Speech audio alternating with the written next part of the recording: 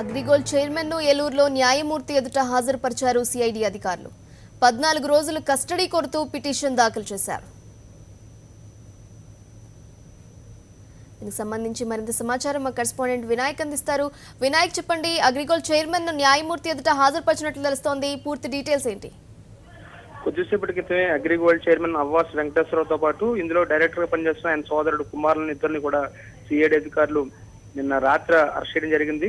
కొద్దిసేపటి క్రితం వీరిద్దరిని కూడా ఏలూరు కోర్టులో హాజరుపరిచి రిమాండ్ విధించి కస్టడీ ఒక 14 రోజుల పాటు కస్టడీ కూడా కోరినట్టుగా మనకు తెలుస్తుంది. కొద్దిసేపటి క్రితమే వీరు ఇక్కడికి రావడం జరిగింది. అగ్రిగోల్డ్ చైర్మన్ అవ్వాస్ వెంకటేశ్వరరావుతో పాటు ఆయన సోదరుడు, అదేవిధంగా అతను ఈ అగ్రిగోల్డ్ దాంట్లో డైరెక్టర్ గా ఉన్న కుమార్, వీరిద్దరిని కూడా సిఐడి పోలీసులు నిన్న సుదీర్ఘంగా హైదరాబాద్ లో విచారించిన తర్వాత ఎట్టకేలకు అరెస్ట్ చేసినట్టుగా రాత్రి ప్రకటించారు. ప్రజల నుంచి వసూలు చేసిన డిపాజిట్లను తిరిగి సకాలంలో చెల్లించలేకపోవడంతో పాటు మొట్టమొదటిగా ఏలూరులోనే ఇతని మీద కేసు నమోదైంది. అగ్రిగోల్డ్ లో నాకు ఇప్పటికీ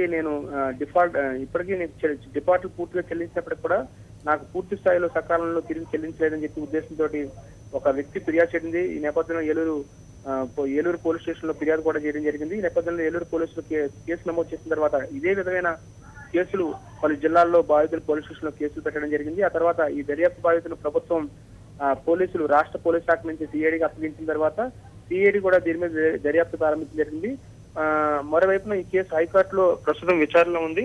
ఇప్పటికీ దాదాపుగా అంటే అప్పులకు సరిపడా ఆస్తులు మాకు ఉన్నాయని యజమాని చెప్తున్నప్పటికీ కూడా డిపాజిటర్లకు తోడుకు వచ్చి ₹1 కూడా చెల్లించలేదు. ఈ నేపథ్యంలోనే అగ్రిగోల్డ్ సంస్థ డిఫాల్టర్ గా కూడా నిలిచిపోయినట్టుగా తెలుస్తుంది. ఈ నేపథ్యంలోనే హైకోర్టు నేరుగా ఈ వ్యవహారంలో జోక్యం చేసుకోవాల్సి వచ్చింది. తప్పు చేసిన వారు ఎదురుగా ఉన్నప్పుడు కూడా ఎందుకు చైర్మన్ ఇప్పటి వరకు అరెస్ట్ చేయలేదు, అదేవిధంగా అందులో ఉన్న వారు డైరెక్టర్లు కానీ ఎవరిని కూడా ఎందుకు అరెస్ట్ చేయలేదంటూ కూడా హైకోర్టు సిఐడి అధికారులు నిలదీయడంతో ఎట్టకేలకు సిఐడి అధికారులు నోటీసు జారీ చేసి హైకోర్టు అగ్రిగోల్డ్ చైర్మన్ అవ్వాస్ వెంకటేశ్వరతో పాటు ఇందులో డైరెక్టర్ గా పనిచేస్తున్న ఆయన సోదరుడు కుమారులిద్దరిని కూడా నిన్న హైదరాబాద్ లో విచారించడం జరిగింది. సుదీర్ఘంగా విచారించిన తర్వాత వీరిద్దరిని కూడా పోలీసులు అదుపులోకి తీసుకుని మేము అరెస్ట్ చేసినట్టుగా ప్రకటించడం జరిగింది. కొద్దిసేపటి క్రితమే ఇక్కడ ఏలూరు కోర్టులో వీరిద్దరిని కూడా హాజరుపరచడం జరిగింది. ప్రస్తుతం కోర్టు వీరి మీద ఎటువంటి నిర్ణయాలు తీసుకుని పోలీసులకి అప్పగిస్తుందా లేదనేది చూడాల్సింది.